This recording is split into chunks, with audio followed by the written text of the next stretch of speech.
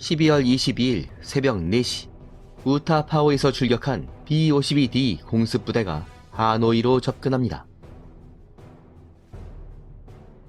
우타파오의 B-52D 승무원들은 실전 경험이 많았으며 강력한 ECM-4를 장비한 B-52D 폭격기들은 북베트남 방공망을 뚫고 폭격을 성공시킬 것으로 보였죠. 비록 출격기의 숫자는 30대였지만 B-52D는 B-52G에 비해서 3배 많은 폭탄을 탑재했으므로 폭격의 강도를 유지하는 데 별다른 문제가 없어 보였습니다.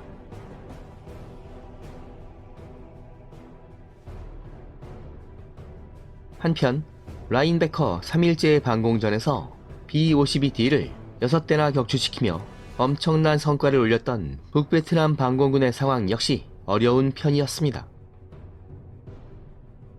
전날 밤 대부분의 샘 사이트들이 너무 많은 미사일을 소모하면서 미사일 공급망에 비상이 걸렸던 것입니다.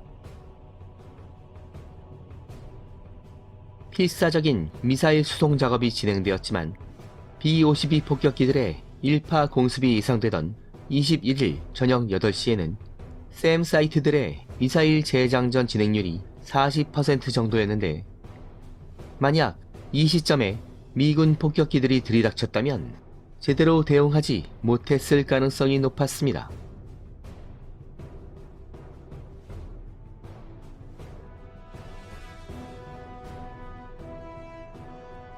하지만 숨 고르기에 들어간 미 전략공군이 공습 규모를 3분의 1로 축소했으며 폭격 타이밍을 새벽 4시로 결정하면서 B-52 폭격기들은 북베트남 방공군의 예상보다 8시간이나 늦게 하노이로 접근했는데 이 시점에는 대부분의 샘 사이트들이 재장전을 완료했으며 또다시 강력한 방어 태세를 완비했던 것입니다. 더구나 하노이 지역으로 진입한 B-52D 폭격기들은 이번에도 기존의 공습 전술을 그대로 사용했는데 폭격을 시작하자마자 북베트남 방공군의 거센 저항에 직면했으며 치열한 방공전 와중에 동력이 2대를 손실합니다.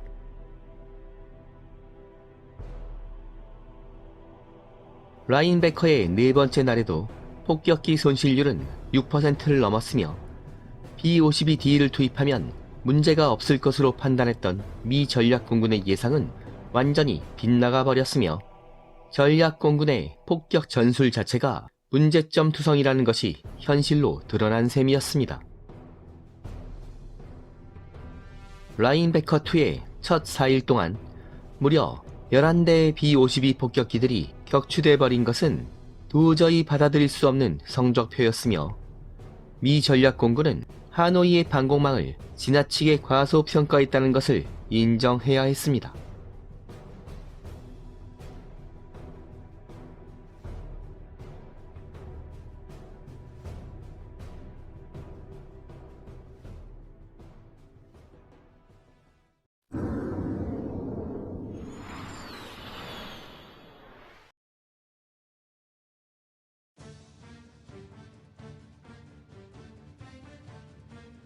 큰 충격을 받은 미 전략공군 사령부는 위험한 하노이 상공으로 출격을 당분간 중지하기로 합니다. 라인베커2 5일째와 6일째는 B-52D 30대를 투입해서 항구도시 하이퐁 지역의 전략시설들과 랑당 공업지대에 대한 공습으로 전환했죠.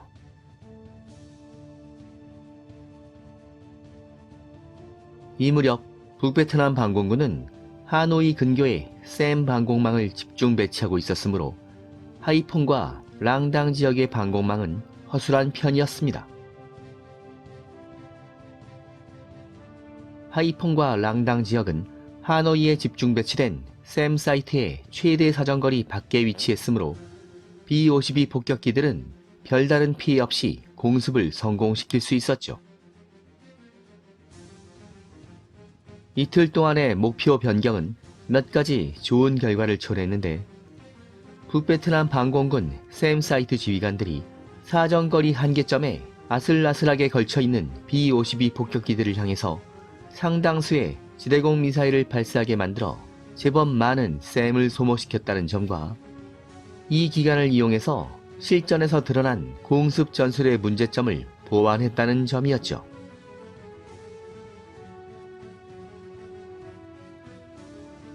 공습 전술 변경의 핵심 요소는 북베트남 반공군이 예상하지 못하는 기습적이고 강력한 공습 패턴을 사용해야 한다는 것이었습니다.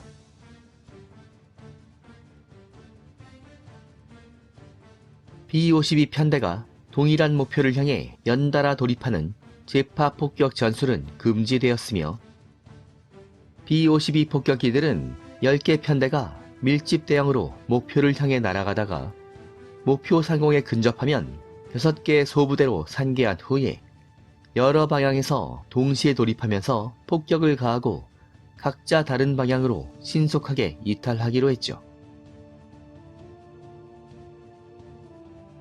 각각의 B-52 편대들은 진입 고도를 1만 미터에서 1만 2천 미터 사이로 서로 다르게 세팅하기로 했는데, 이렇게 하면 북베트남 반공군이 폭격기들의 진입 경로와 고도를 예측하지 못하게 만들어서 셈의 위협을 감소시킬 것입니다. 더구나 짧은 시간에 동시다발적인 집중 폭격을 가하고 이탈한다면 북베트남 반공군의 요격에 노출되는 시간 역시 최소화할 수 있을 것이며 공습 전에 살포되는 체프의 효율도 높일 수 있었죠. 지난 기간 동안 F4 팬텀 8대가 살포한 체프는 높은 고도의 강한 바람으로 5분이면 농도가 옅어지는 것으로 분석되었는데, 체프 회랑이 형성되는 타이밍을 이용해서 모든 폭격기들이 최대한 짧은 시간에 동시에 폭탄을 투하하고 이탈한다면 북베트남 반공망 교란 효과를 크게 높일 수 있을 것입니다.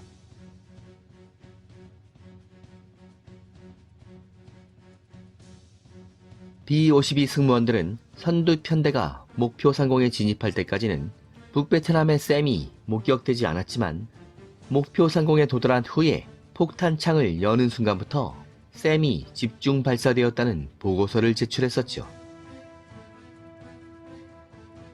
폭탄창을 열고 폭격을 지속하는 시간은 대개 1분 정도였는데, 미 전략공군은 B-52의 폭탄창이 열리는 순간부터 셈을 통제하는 방송 레이더의 반사파가 강해져 조준이 가능해질 수 있다는 가능성에 주목했으며, 특히 구형 ECM-4를 탑재한 B-52G가 셈의 표적이 될 가능성이 높다는 결론에 도달합니다. 따라서 향후에 하노이 인근의 표적을 공습할 때는 B-52D나 신형 ECM-4를 장착한 B-52G만을 투입하기로 결정했죠.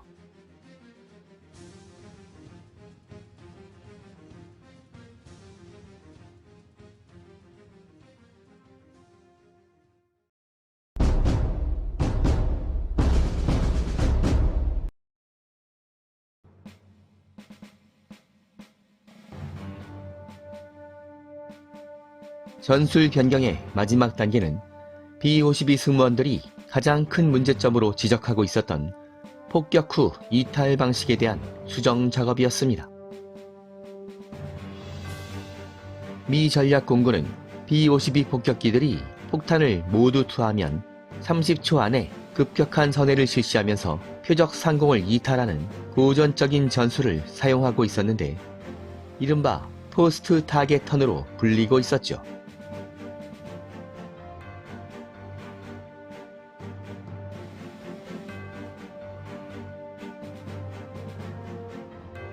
이것은 B-52 고유의 임무였던 핵폭격을 상정한 상황에서 핵폭탄을 투하한 폭격기가 폭발에 휘말릴 가능성을 낮추기 위해 도입된 폭격 전술이었습니다.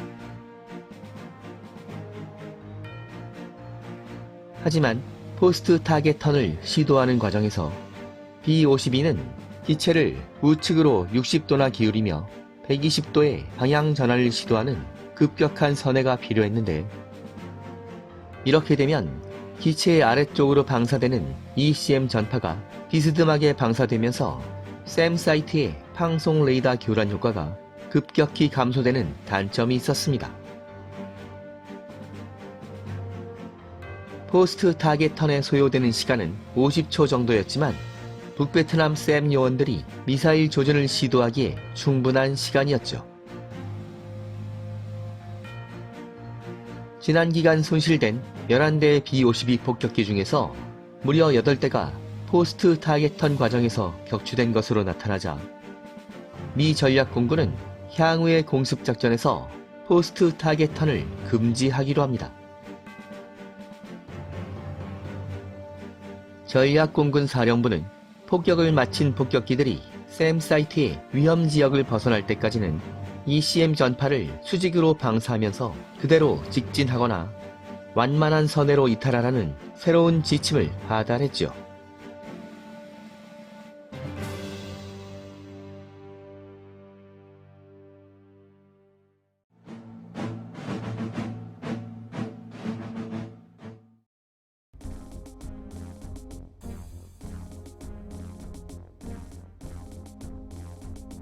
한편 태국의 제7공군 사령부는 미 전략공군을 지원하기 위해서 눈엣가시 같은 샘 사이트를 제거하려고 했는데 대레이더 미사일을 장착한 F-105F 와일드 위즐기들과 LGB로 무장한 F-4 팬텀 전폭기들을 대거 투입해서 샘을 제거한다는 작전을 추진합니다.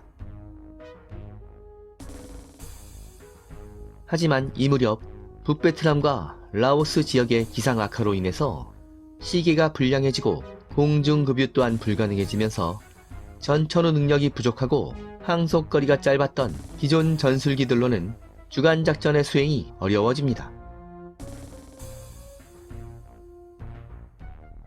따라서 악천후 속에서도 작전이 가능하고 공중급유가 필요없는 장거리 항속 능력을 보유한 F-111 아드바크 전폭기들이 유일한 희망이었죠. 이 무렵까지 미 공군은 아드바크 50대를 베트남 전선에 전개하고 있었는데 B-52 공습작전을 측면 지원하기 위해서 북베트남의 비행장을 메인 타겟으로 설정한 상태였으며 B-52가 파괴하지 못했던 전술 목표를 타격하는 임무도 병행하고 있었습니다. 하지만 북베트남의 샘 사이트들이 미 전략공군에게 치명적인 위협으로 떠오르자 F-111 조종사들은 다른 목표는 놔두고 오로지 북베트남의 샘 사이트를 파괴하라는 명령을 받게 됩니다.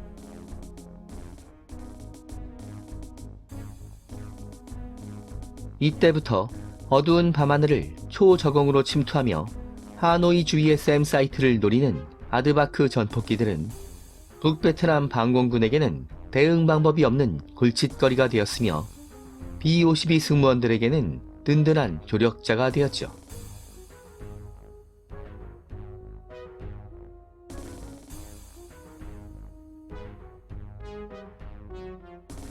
어느새 시간이 흘러 라인베커2의 7번째 출격을 앞둔 12월 24일이 찾아왔으며 미 전략공군은 새로운 공습 전술의 본격적인 실전 테스트를 시도합니다.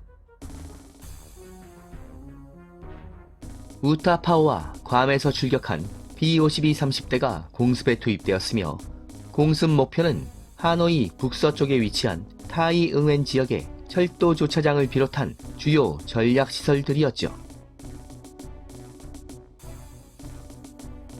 이 지역은 하노이 외곽에 집중 배치된 샘 사이트들의 최대 사거리에 아슬아슬하게 걸쳐 있어서 새로운 공습 전술을 테스트하는 데 있어서 안성맞춤으로 보였습니다.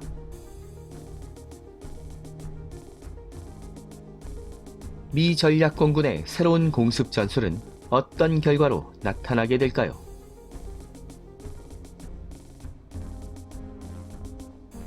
베트남 항공전은 다음 회로 이어집니다.